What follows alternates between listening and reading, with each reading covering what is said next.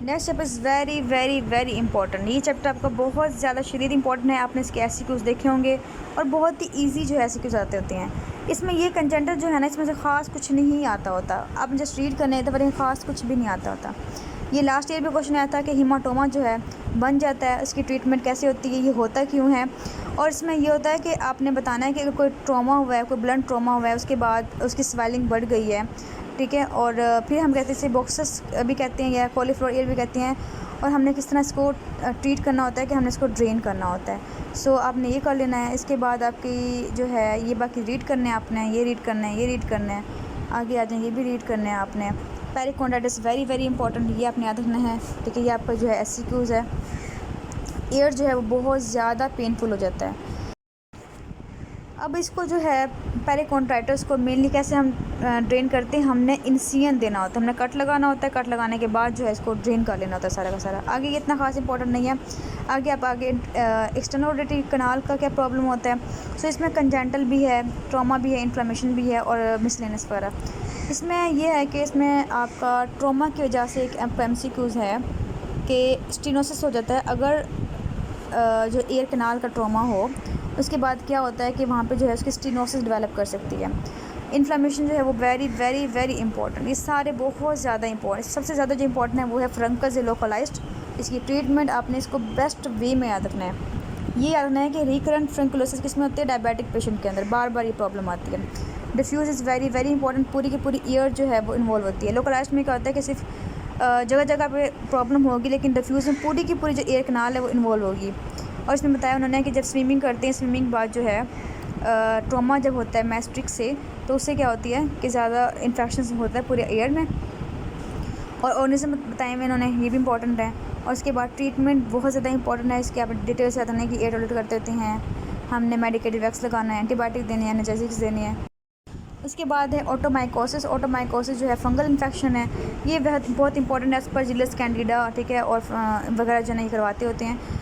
इसमें ये बात याद रखनी है कि अगर वो कहते हैं कि इस ईयर के अंदर पेन है, इरिटेशन है और डिस्चार्ज है। डिस्चार्ज किस कलर का है कि ऑफ वाइट कलर का सपोज करें, तो ये आपका अगर ब्लैकिश होगा तो वो नाइग्रा होगा, ठीक है, एस्पेशली नाइगर होगा। अगर ब्लू होगा तो फिमिगेटस होगा। कैंडिडा में क्या होता है कि वाइट कलर का होता है और मेनली अब कैंडिडा वाला ही आता होता है। ये डायग्नोस्टिक पॉइंट है। ट्रीटमेंट आपने एस सच इसके पॉइंट्स बना के याद रखनी है इसके अंदर। उसके बाद है otitis system haemorrhagic is very very important. इसके एमसीक्यूज़ बहुत ज़्यादा आती हैं, ठीक है। ये क्या होता है कि बाहर हेमरेजिक ब्लड बन जाते हैं टिम्पैनिक मेम्ब्रेन के अंदर। और मेनली किस होता है, वायरल इन्फेक्शन होता है। मेनली जो है इन्फ्लुएंजा एपिडेमिक से मेनली ये होता है। सो ये आपका एमसीक्यूज़ आता है इन्फ्लुएंजा की। इसके अलावा ओटाइटिस एक्सटर्नल हेमरेजिक को हम ब्लूइश ब्लैब्स भी कहते होते हैं या फिर बुलस मेनिंजाइटिस भी कहते होते हैं। इसके और नाम भी हैं और ये पास्ट पेपर्स में आपका काफ़ी बार क्वेश्चन आया हुआ है इसका। आगे है आपका मेलिग्नेंट नेक्रोटिजिंग ओटाइटिस एक्सटर्ना। ये बहुत ज़्यादा इंपॉर्टेंट है। इसके फीचर ये होते हैं कि इसमें एक्सक्रूशिएटिंग पेन, बहुत ज़्यादा पेन होता है। कॉज क्या होती है, स्यूडोमोनास होता है। जो पेरिकोंड्राइटिस है उसकी कॉज भी स्यूडोमोनास है, वो भी एमसीक्यूज़ है। और इसकी कॉज भी जो है वो स्यूडोमोनास है। एल्डर पेशेंट होंगे, डायबिटिक पेशेंट होंगे, बहुत शदीद पेन होगा। क्रेनियल नर्व्स के साथ पाल्सी भी मिल सकती है, ठीक है, फेशियल नर्व की, क्रेनियल नर्व्स की पाल्सी वगैरह मिल सकती है। डिस्चार्ज भी होगा इसके अंदर। कौन सा डिस्चार्ज होगा, ब्लड ही जो है डिस्चार्ज हो रहा होगा या म्यूकोपोलेंट भी इसके अंदर हो सकता है ब्लड के साथ साथ। इसके अलावा डेफनेस होगी और अगर हम इसके कान को मतलब पकड़ते हैं तब भी शदीद पेन होगी इसको। और इसके बाद 9th 10th 11th cranial nerve इसके अंदर इन्वॉल्व हो सकती है। और ये बहुत बार क्वेश्चन आया हुआ है। और इसकी हम क्या करते हैं, डायग्नोसिस किस तरह करते होते हैं, ये भी आपका जो है ना इंपॉर्टेंट है। ये तो डायबिटिक पेशेंट होगा, साथ हमने क्या करना है कि हमने इसे डायग्नोस कैसे करना है कि इसमें सीवियर ओटैल्जिया होगा और डायबिटिक पेशेंट, दो चीज़ें भी आ जाती है। तो हम कंफर्म करते हैं कि जो है ना इसको ये प्रॉब्लम है। सीटी स्कैन हो गया और गैलियम 67 जो है ये भी मोस्ट सेंसिटिव टेस्ट है, इसके लिए हम करते होते हैं। और थर्ड लिखा हुआ है टेक्नीशियम 99 ये भी आप जो है ना वो एमसीक्यूज़ आते होते हैं यहाँ से। अच्छा, नेक्स्ट हम बात करते हैं ट्रीटमेंट की। तो ट्रीटमेंट आपने ऐसा याद रखनी है इसके अंदर। और इसके अंदर जैसे एंटीबायोटिक्स हैं, इनके नेम्स भी याद रखने हैं। इसके नेम मस्ट जो है आपने बताने ही बताने हैं इसके अंदर।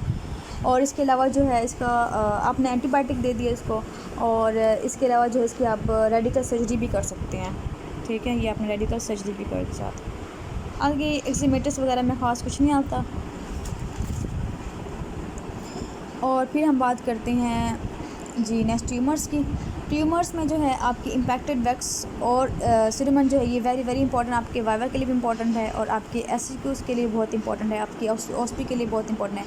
नॉर्मल क्या होता है, ठीक है, कौन कौन से ग्लैंड्स होते हैं, सेबेशियस ग्लैंड्स होते हैं इसके अंदर, सिलमिनस ग्लैंड्स होते हैं, जो सेबेशियस ग्लैंड होते हैं वो फैटी एसिड्स निकाल रहे होते हैं, जबकि सेरेमिनस जो होते हैं वो किसके होते हैं, लिपिड रिच होते हैं। ठीक है, फैटीज निकालते हैं और सेरेमिनस लिपिड रिच होते हैं। उसके बाद पीएच क्या होती है इसकी, एसिडिक पीएच होती है नॉर्मली, अब उन्होंने बताना है आपको।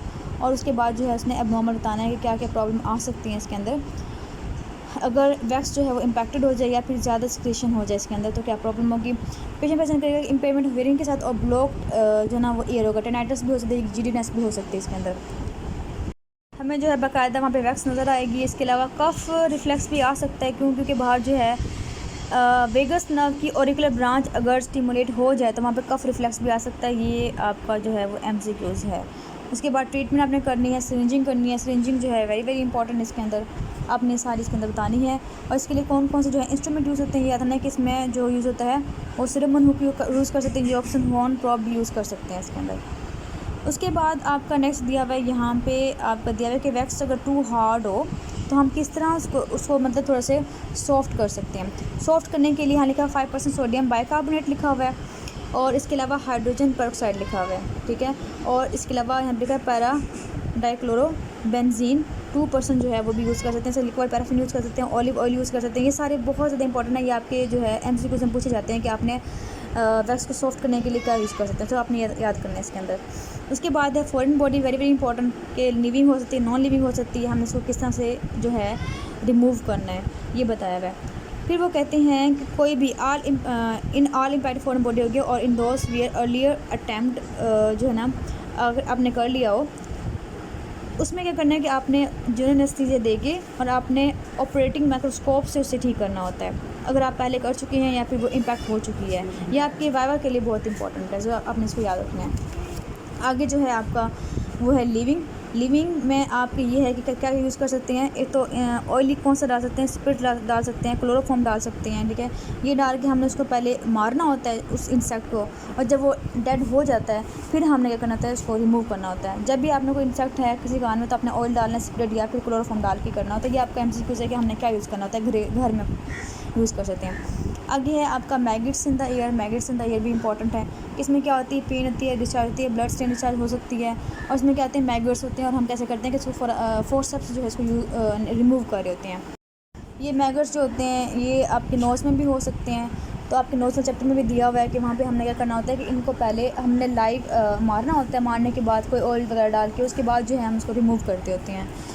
आगे दिया हुआ है कैरेक्टरिस्टिक्स ऑफ अपीयरेंस। ये बहुत इंपॉर्टेंट है। आप कैसे कुछ में क्या कहते हैं कि प्योरली वाइट मैस मिल रहा है एयर के अंदर, इस तरह से ही जो है आपका सिनेरियो आता होता है। सो फिर हम इसके देख लेते होते हैं कि क्या क्या प्रॉब्लम है।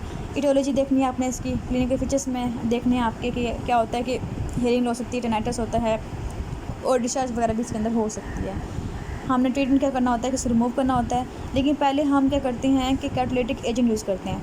कैटालिटिक एजेंट कौन सा होता है, 2% सैलिसिलिक एसिड इन अल्कोहल, ये कैटालिटिक एजेंट है, ये आपका एमसीक्यूज़ है। ठीक है, उसके बाद है आपकी एक्वायर्ड की क्या हो सकते हैं, इन्फेक्शन हो सकता है, ट्रॉमा और वगैरह हो सकता है इसके अंदर। फिर टिम्पैनिक ब्रेन जो है वो इंपॉर्टेंट है आपकी। ये नॉर्मल कैसी होती है, shiny and purely grey in colour. White या प्योरली ग्रे इन कलर जो होती है ना वो तकरीबन नॉर्मल होती है। ये भी आपका एमसीक्यूज़ है। फिर निमोटिक ऑटोस्कोप और सीगल स्पेकुलम हम यूज़ करते होते हैं क्या करने के लिए, टिम्पैनिक ब्रेन की मोबिलिटी चेक करने के लिए। क्यों, क्योंकि नॉर्मल टिम्पैनिक ब्रेन क्या होती है, मोबाइल होती है, मेनली कहाँ पे होती है, पेरिफेरी की तरफ होती है। आगे मैंने गाइडस बिलो से बता दिया हमने कि माइकोप्लाज्मा निमोनिया की वजह से जो है ये होता है। आगे इसके बाद हम बात करते हैं नेक्स्ट। अच्छा, ये आपका इंपॉर्टेंट है कि टिम्पैनिक ब्रेन रप्चर होती है किस किस वजह से हो सकती है, सही है। सो ये आपने याद करना है इसके अंदर। अगर रप्चर होगी तो हम क्या करेंगे, हमने फिर किस तरह ट्रीट करना है इसको, मेरिंगोप्लास्टी करके ट्रीट करनी है। ये देखना है कि कितनी जो है उसकी हुई है और कोशिश करनी है जितनी जल्दी हो सके हम उसको ट्रीट कर लें। उसकी एजेस जो हैं वो हम बिल्कुल इन्वर्ट करके ताकि वो हील कर जाएँ। सो यहाँ तक आपने याद रखना है इसको।